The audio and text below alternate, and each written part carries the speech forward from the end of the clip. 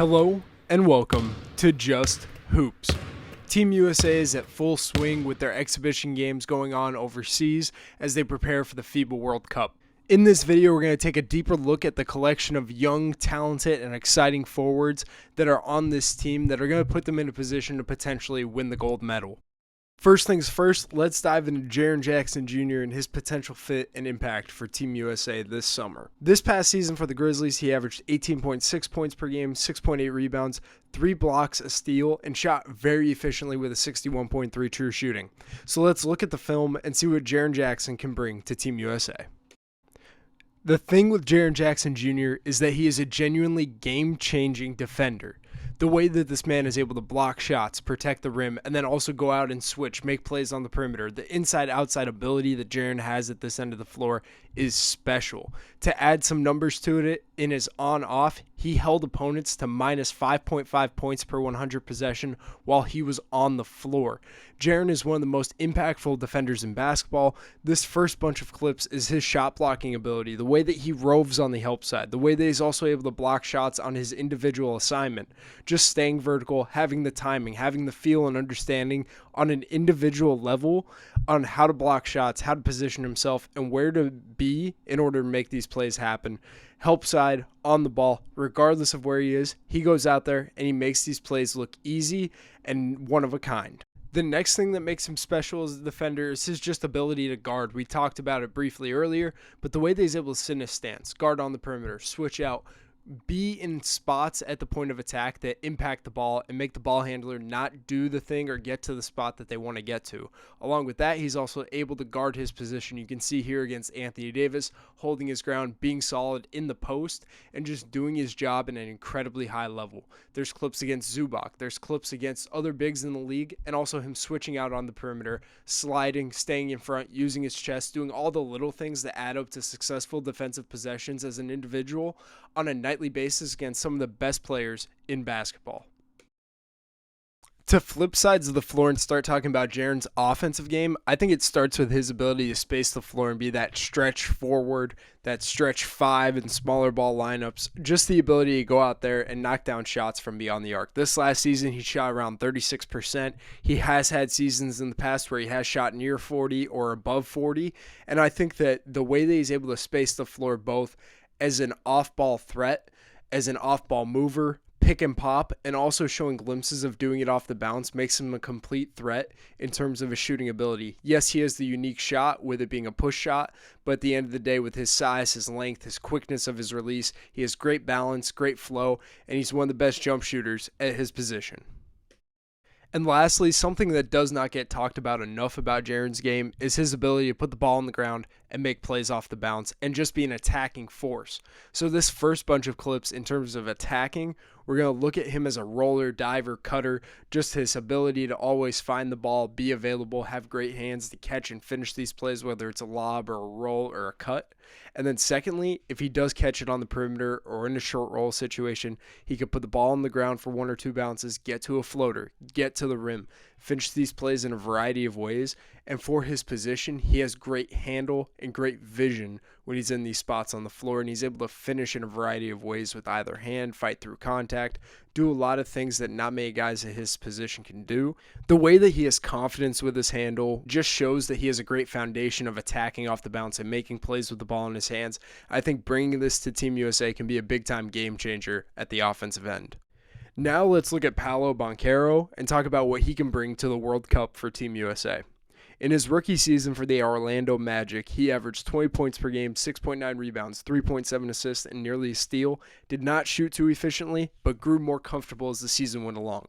So let's dive into the film and see what Paolo can bring to Team USA and how he can develop in the future. First thing offensively with Paolo is how he is a beast in transition. The way that he's able to move up and down the floor, be a physical but also a quick athlete, and then he can finish these plays both with authority above the rim, fighting through contact, or open on the break. Regardless of what the situation is, he does a great job at handling the ball, also running off the ball, making himself available, catching it, handling it, and then when he does get in the paint, he's able to finish these plays.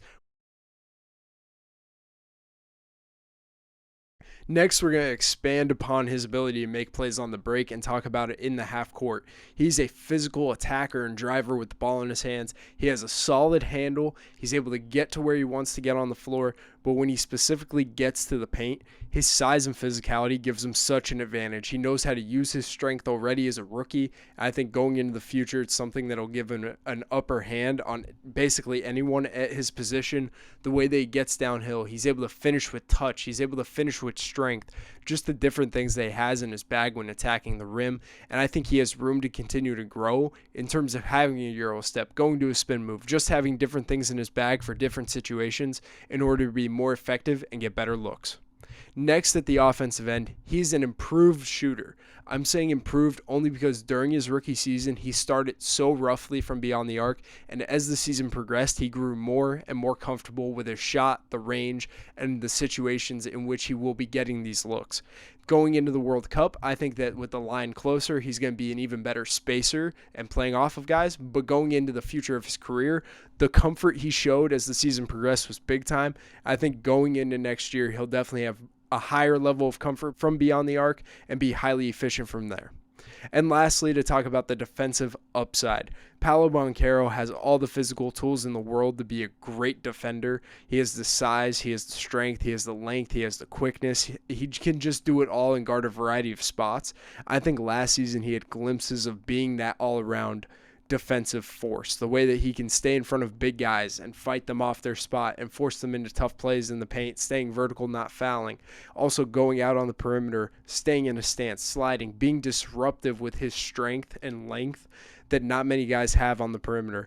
I think that going into the future and going into the World Cup, he has a chance to really show his defensive aptitude and defensive abilities and just show that he has the potential of being one of the best two-way forwards in basketball.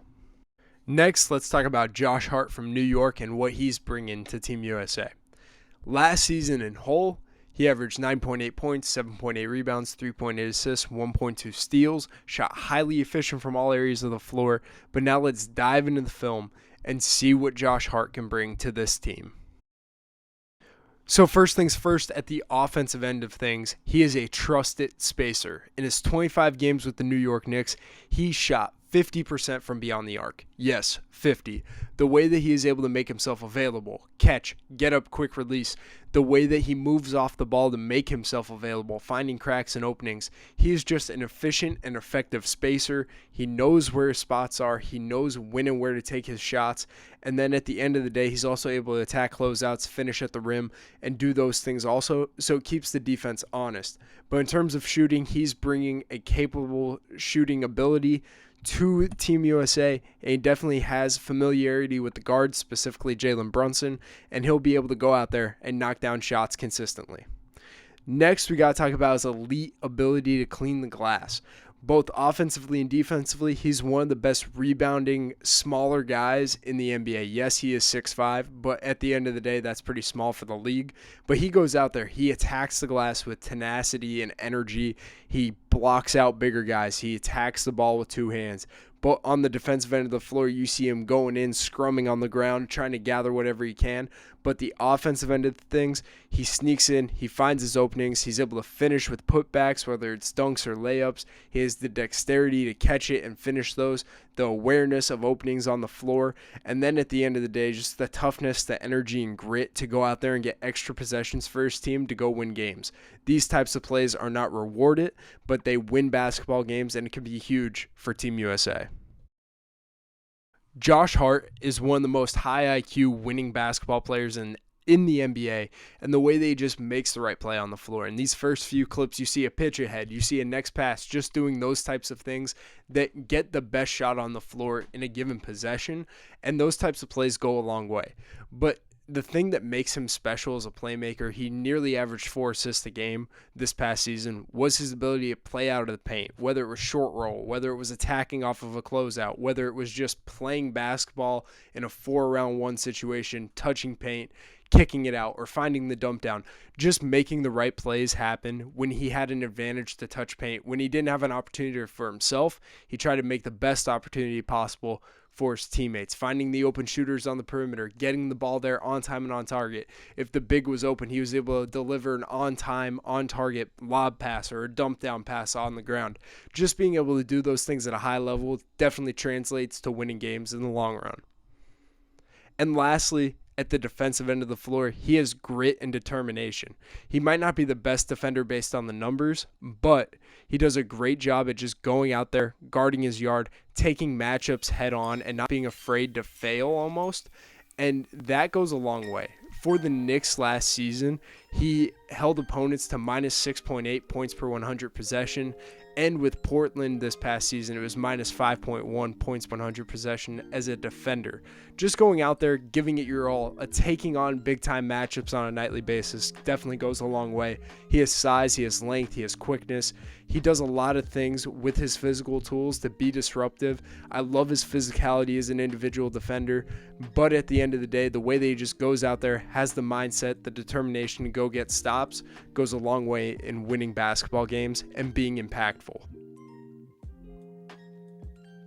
Next, we got to talk about the first half of the Twins, Cameron Johnson, and what he can bring to the Philippines. Last season in total, he averaged 15.5 points per game, 4.4 rebounds, 1.9 assists, 1.2 steals, and incredibly efficient shooting across the board, including 40% from three. Now let's dive into the film and see what he can bring to Team USA. It all starts with his elite shooting. The way this man is able to shoot it is incredible, both on the move, in spot-ups, off ball, on ball, just doing it all from a shooting perspective. Absolutely incredible. To talk more about the release, you see he does a great job at getting a great foundation down every single time. The release is the same. He has great touch, great flow, great spin. I think that the jump shot is one of the prettiest in the NBA, and it's effective. Next, though, you got to talk about the movement, the way he's able to move on lifts, drifts, get situations, and always have that same balance, the same flow, the same jump shot, regardless of the situation, is big time. But lastly, to talk about the numbers, when he got to Brooklyn, he averaged 37% from beyond the arc. In Phoenix last season, he averaged 45% from beyond the arc. Just an elite shooter, going out there, knocking down big shots on a consistent basis, and he can bring that to Team USA. And secondly, with Cam Johnson, you know you're getting a big-time defensive versatility piece. At 6'9", he has the ability to guard basically anyone 1 through 4 and potentially 5, depending on who that guy is. He goes out there, he guards his yard, and he's highly impactful. To put some numbers behind his defensive impact, he held opponents to minus 9 points per 100 possession as a defender while he was been in Brooklyn, and the same thing was at minus 8.5 during his time in Phoenix this past season. Just going out there, being switchable, taking on a variety of matchups, doing a good job at staying in front, making the offense have to work for their shot and not get to the spots that they wanted to get to, being willing and able to take on these different matchups, being switched out, just doing a good job at preventing easy looks by the offense and preventing them to get to the spots they want to get to. I think he can even improve as a defender by being more physical and more active and energetic at the point of attack. But at the end of the day, he's definitely one of the best 3-and-D wings in basketball. He goes out there, guards his yard, takes on a variety of big-time matchups, and is highly impactful in these matchups. And I'm excited to see him play in the FIBA World Cup, play against some of the best players in the world, and see what he can do by slowing them down as an individual defender. Next, to talk about the second half of the Twins, let's talk about Mikal Bridges and what he is bringing to Team USA. Bridges, since he got with the Nets, averaged 26.1 points per game, 4.5 rebounds, 2.7 assists, a steal, and highly efficient, high-volume shooting. So let's look at the film, see what Mikal did in Brooklyn, and what he can bring to Team USA. The shot creation ability by Mikal since he got to Brooklyn was the biggest boost in his game between Phoenix and Brooklyn.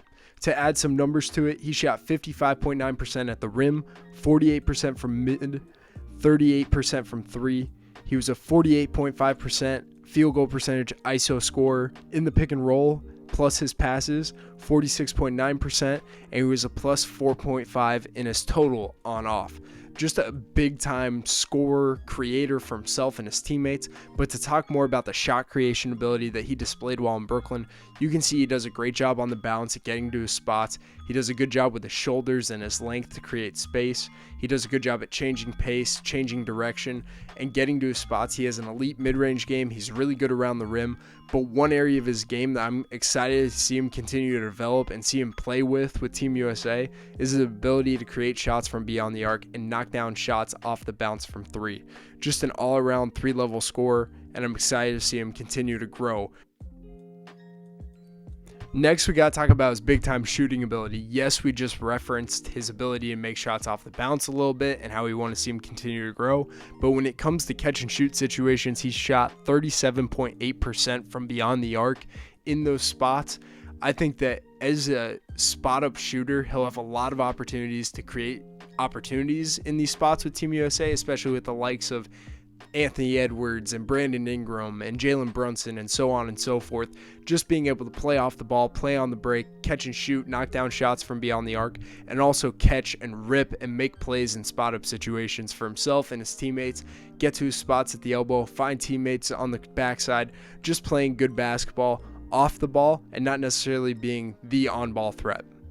And lastly, with Mikal, he is a defensive stopper. He is one of the best 3-and-D wings in basketball, and now he is developing into one of the best two-way players in basketball now that he's in Brooklyn and he's premiered more often within the offense. But to dive into the defense, he does a great job at guarding on the perimeter. He's definitely one of the best perimeter defenders in basketball. He's able to take on any matchup, regardless if they're a point guard or a small forward, power forward on the perimeter, just sitting down in his stance, being highly active. His hand activity is one of the best in basketball. He does a great job at keeping his chest as that primary point of contact. Yes, he isn't the strongest yet, but he does a good job at using his chest to slow down opposing attacks. To add some numbers to it, he held opponents in his on-off to -5 at the defensive end of the floor during his time with the Nets last season. And I think going into the World Cup, he can definitely be matched up with some of the best players on the opposing teams from across the world, slow them down, prevent them from getting the looks that they want, force some turnovers, and make their night miserable because of how good he is as an individual defender on the perimeter.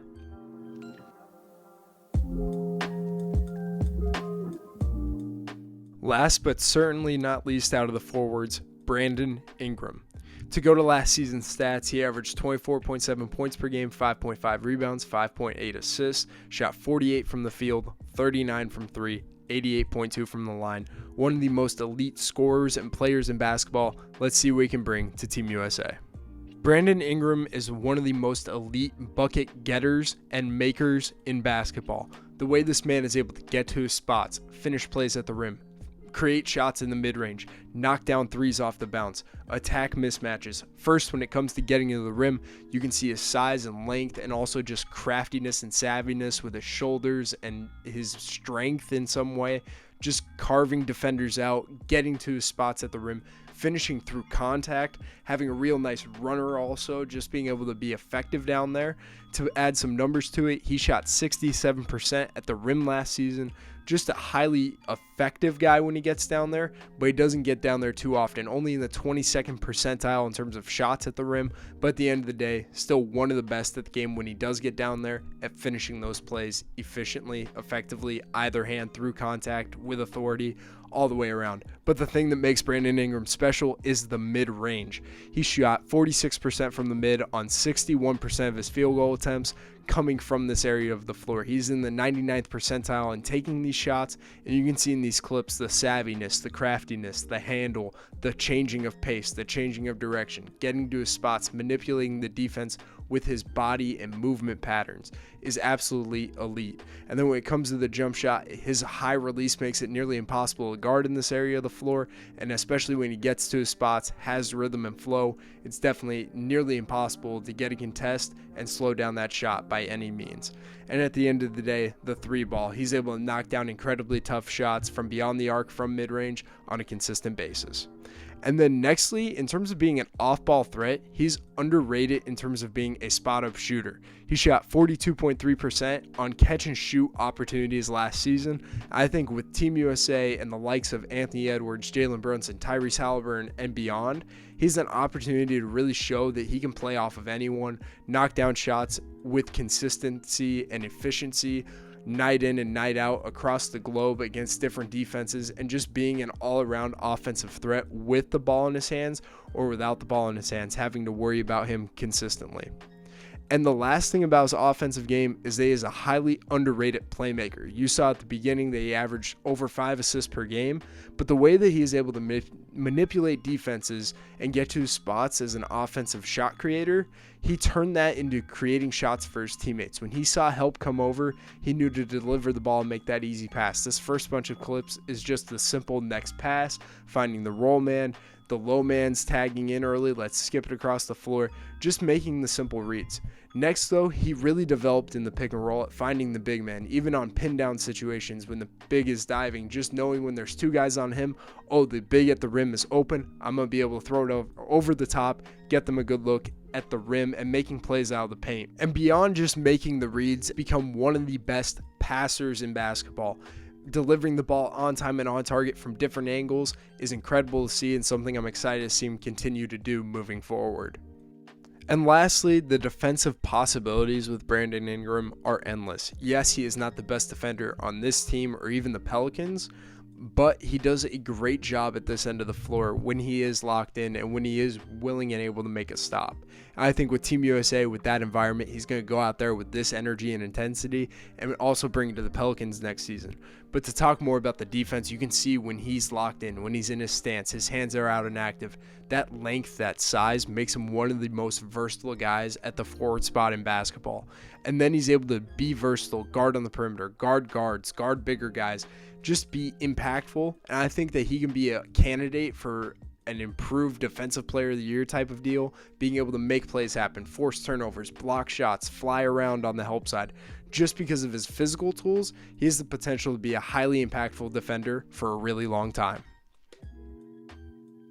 This Team USA forward group is full of guys with a ton of different skill sets, but at the end of the day, the excitement, the talent, the potential is all there, and I'm excited to see it be put together when they compete for the World Cup.